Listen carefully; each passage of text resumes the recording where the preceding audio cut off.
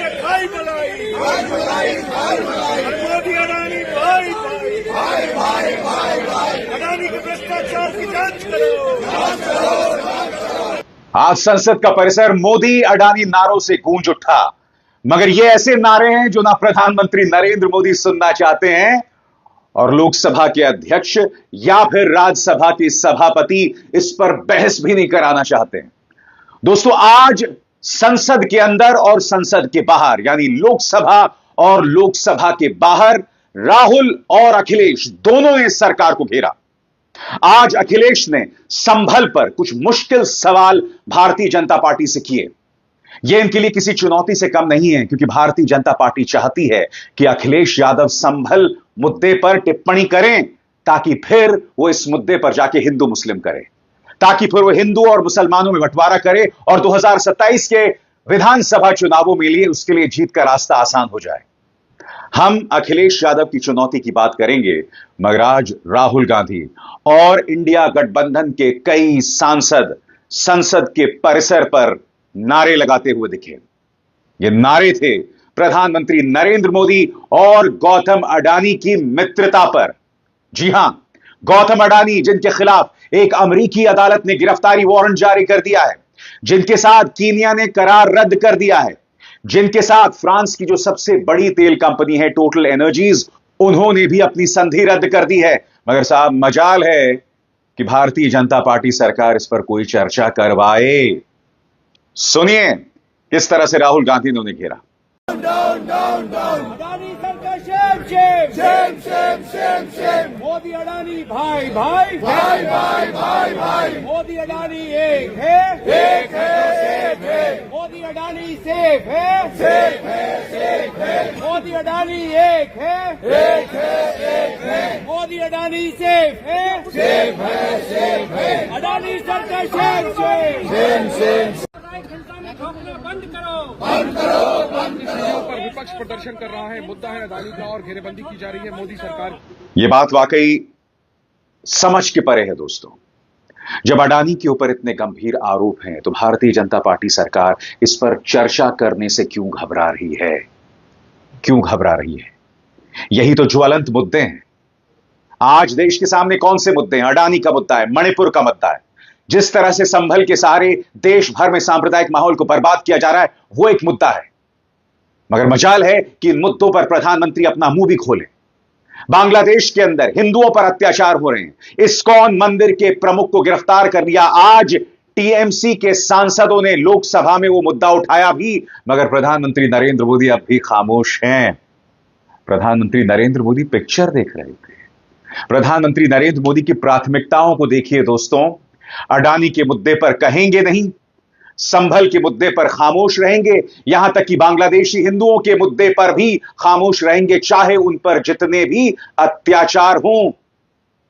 आज अखिलेश यादव भी उग्र थे। उन्होंने कहा कि भारतीय जनता पार्टी हर तरफ खोदना चाहती है, मगर इस खोदने के चक्कर में वो देश का जो सांप्रदायिक माहौल है ना, सांप्रदायिक सौहार्द है, उसे खोदेंगे। सुनिए किस अंदाज में अपनी बात को रखा अखिलेश यादव ने।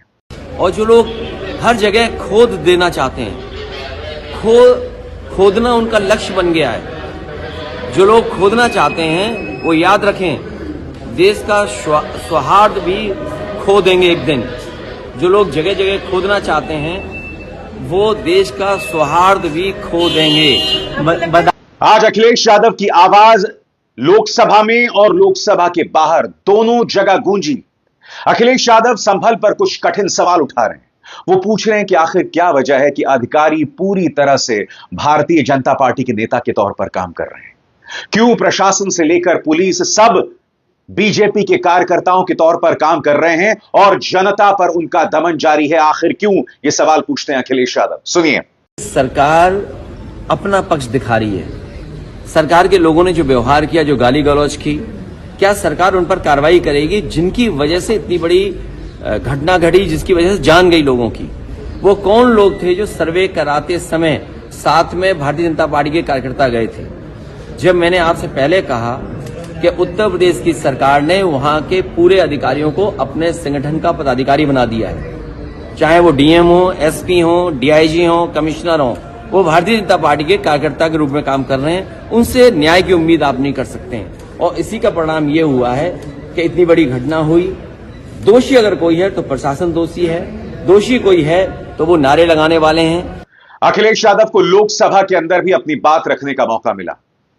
उन्होंने कहा कि संभल को जाना जाता था अपने भाईचारे के लिए, मगर भारतीय जनता पार्टी ने उस भाईचारे को बर्बाद कर दिया।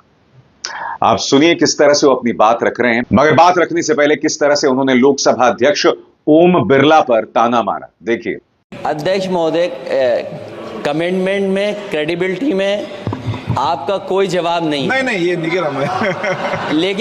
लेकिन दाईं तरफ वाले लोगों का थोड़ा हिसाब किताब अलग है। अध्यक्ष महोदय, मैं धन्यवाद देता हूं आपका कि आपने बहुत महत्वपूर्ण घटना पे मुझे बोलने का अवसर दिया है।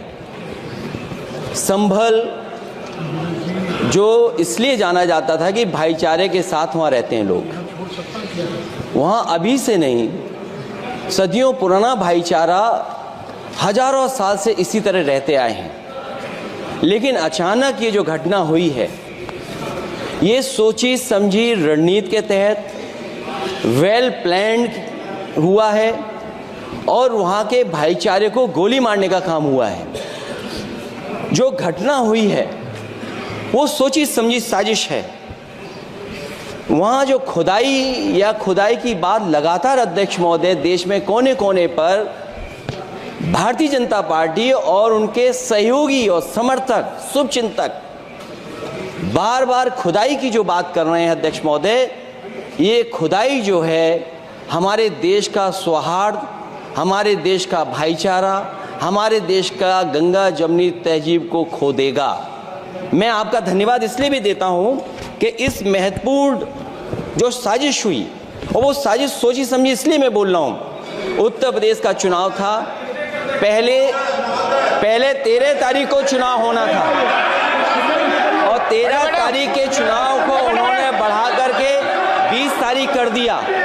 और इस जो घटना है मैं आपके सामने पढ़ना चाहता हूं। अध्यक्ष महोदय, ये यात्रा रुकी क्यों नहीं है? यात्रा ले जाओ दूसरी तरफ। अध्यक्ष महोदय, संभल की शाही जामा मस्जिद के खिलाफ 19/11/2024 को सिविल जज सीनियर डिवीजन छंदौसी संभल में एक याचिका डाली गई। कोर्ट ने दूसरे पक्ष को, अध्यक्ष महोदय सुनिए, ये सुनना चाहिए, हम यूं ही नहीं कहते थे। तो संक्षिप्त में बोले। अध्यक्ष महोदय, हम यूं ही नहीं कहते थे कि संविधान ये मानती नहीं सरकार, हम यूं ही नहीं कहते थे कि संविधान नहीं मानती। जो प्लेसेस ऑफ वर्शिप एक्ट है, प्लेसेस ऑफ वर्शिप एक्ट है, हम बनते तो बहुत कुछ हैं। अखिलेश ने करारा तंज मारा प्रधानमंत्री नरेंद्र मोदी और योगी आदित्यनाथ को। उन्होंने करारा तंज मारा योगी आदित्यनाथ और अमित शाह के बीच में जो रस्साकशी चल रही है उस पर भी। बकौल अखिलेश यादव, ये दिल्ली और लखनऊ की लड़ाई है। सुनिए। ये लड़ाई दिल्ली और लखनऊ की है। No please. कभी दिल्ली पहुंचे थे जिस रास्ते, वही लखनऊ वाले उसी रास्ते पहुंचना चाहते हैं। अखिलेश सवाल पूछ रहे हैं कि बगैर मुसलमान पक्ष से मशवरा किए आखिर संभल की अदालत ने क्यों सर्वे का आदेश दे दिया, जिससे पता चलता है कि इस फैसले के पीछे एक राजनीतिक सोच है। अखिलेश यादव ने उसी सर्वे पर आज लोकसभा के अंदर सवाल उठाए। सुनिए वो क्या कह रहे हैं। संभल के शाही जामा मस्जिद के खिलाफ 19/11/2024 को सिविल जज सीनियर डिवीजन चंदौसी संभल में एक याचिका डाली गई। कोर्ट ने दूसरे पक्ष को सुने बगैर उसी दिन 19/11/2024 को सर्वे के आदेश दे दिए। ताज्जुब की बात है संभल के जिलाधिकारी संभल और पुलिस अधीक्षक संभल आदेश को पढ़े बगैर 2 घंटे के बाद सर्वे के लिए पुलिस बल के साथ शाही जामा मस्जिद पहुंच गए। जामा मस्जिद की कमेटी, जनप्रतिनिधि, उलेमा इकराम, सभी अधिवक्ताओं ने सहयोग दिया। जिलाधिकारी संभल और पुलिस अधीक्षक संभल ने 2.5 घंटे सर्वे के बाद कहा आप संक्षिप्त सब में। सर्वे पूरा हो चुका है और अब रिपोर्ट कोर्ट को भेज दी जाएगी। लेकिन दिनांक 22/11/2024 फ्राइडे को जुमे की नमाज के लिए लोग नमाज अदा करने के लिए जामा मस्जिद पहुंचे, लेकिन पुलिस प्रशासन ने बैरिकेड लगा दिया ताकि लोग नमाज न पढ़ सकें। उसके बाद भी लोगों ने संयम बरतते हुए नमाज अदा की और किसी प्रकार का विरोध प्रदर्शन नहीं किया। 29/11/2024 को कोर्ट की अगली तारीख तय थी। शाही जामा मस्जिद की कमेटी और मुस्लिम समाज के सभी लोग कोर्ट में केस की पैरवी के लिए तैयारी कर रहे थे, परंतु दिनांक 23/11/2024 की रात पुलिस प्रशासन द्वारा कहा गया 24/11/2024 यानी अगले दिन सुबह को दोबारा सर्वे किया जाएगा। शाही जामा मस्जिद कमेटी और अधिवक्ता ने कहा कि इस सर्वे तो मुकम्मल हो चुका है, अब दूसरे सर्वे की क्या आवश्यकता है। कोर्ट के आदेश का हमने पालन कर दिया। अगर दूसरे सर्वे कराना है तो दोबारा आदेश करवाएं, कोर्ट के आदेश के बाद हम दोबारा सर्वे करा देंगे। लेकिन जिलाधिकारी संभल और पुलिस अधीक्षक संभल ने कोई सुनवाई नहीं की और तानाशाही दिखाते हुए सुबह के वक्त से पहले शाही जामा मस्जिद आ गए। शाही जामा मस्जिद कमेटी और मुस्लिम समाज के लोगों ने फिर भी धैर्य रखा और दोबारा सर्वे के लिए अंदर ले गए। सर्वे के दौरान करीब 1.5 घंटा बाद जब जनता को सूचना मिली तो वो इकट्ठा होना शुरू हो गए। लोगों ने सर्वे का कारण जानना चाहा तो सर्किल ऑफिसर ने उनके साथ गाली गलौज की और लाठीचार्ज करवाकर बुरी तरह जख्मी कर दिया। सही मायने में देखा जाए दोस्तों तो ये अखिलेश यादव की सबसे बड़ी चुनौती थी, क्योंकि भारतीय जनता पार्टी चाहती है कि अखिलेश यादव इस पर कुछ कहें और फिर गोदी मीडिया उनके बयानों को तोड़ मरोड़ कर पेश करेगा। और मैं दावे के साथ कह सकता हूं, आज प्राइम टाइम में देखिएगा अखिलेश यादव के इन बयानों को तोड़ मरोड़ कर भारतीय जनता पार्टी का पालतू गोदी मीडिया किस किस तरह की बातें करता है। इनका ये लंबा चौड़ा अंदाजे बयां रहा है दोस्तों।